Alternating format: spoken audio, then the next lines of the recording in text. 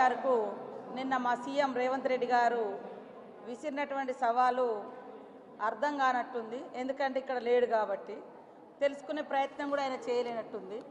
అసలు కేటీఆర్తో సవాల్ అనేది అక్కడ జరగలేదు. కేసీఆర్ను మేము సవాల్కు మా సీఎం గారు పిలవడం జరిగింది. అసెంబ్లీకి రమ్మంటే వీళ్ళు ప్రెస్ క్లబ్లలో అంటున్నారు.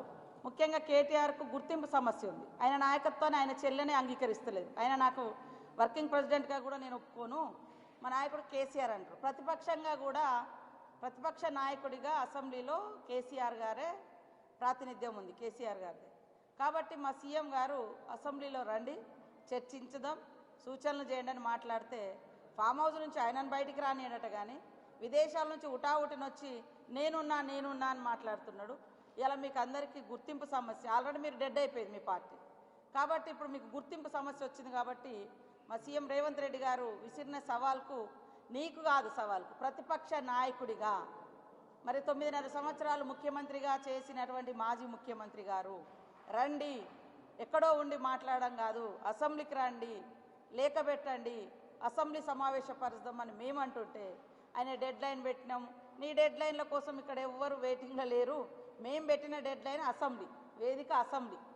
అసెంబ్లీకి వచ్చి ప్రజల సమస్యలు చర్చించాల్సినటువంటి అవసరం ఉన్నటువంటి ఒక ప్రతిపక్ష నాయకుడు బయటికి రాకుండా ఆయననేమో ఫామ్ హౌస్లలో ఉంటారు, మీరేమో విదేశాలలో తిరుగుతారు, మీ చెల్లెనేమో జైలు సమస్యతో ఎదుర్కొంటుంది, తర్వాత ఆమె సపరేట్గా ఆమె ఒక సమస్యతో ఉంది. నిన్నగాక మొన్న కొన్ని ఇంటర్వ్యూలలో ఆయన అసలు నాకు నాయకుడే కాదు కేటీఆర్ అంటుంది. ఇంకా నీతోటి మేము ఎవరు ఇక్కడ గుర్తించి మా నాయకుడు లేదా మా రాష్ట్ర అధ్యక్షుడు కానీ మా సీఎం కానీ నీతో చర్చించడానికి ఎవరు తగ్గిలేరు. ఇక్కడ మీ నాయనకి హోదా ఉంది, మీ నాయన ప్రతిపక్ష హోదాలో పనిచేస్తున్నాడు. ప్రతిపక్షంగా ఓ 10 ఏళ్ళు రాష్ట్రంలో ముఖ్యమంత్రిగా ఉన్నాడు. ఆయన అనుభవాలు కానీ ఆయన ఆలోచన కానీ పంచాలంటే అసెంబ్లీకి రమ్మని మేము ఆహ్వానిస్తున్నాం.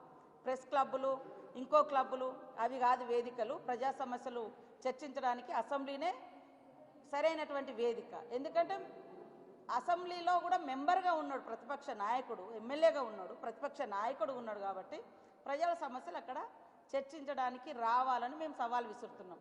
దాని నుంచి తప్పుకోవడానికి ఇలాంటి పనికిరాని డెడ్ లైన్లు లేదా పనికిరాని సవాళ్ళు విసిరి వాళ్ళు ఏదో గొప్పోళ్ళు అనుకొని ఒక ఆనందం పొందాలని చూస్తున్నారు.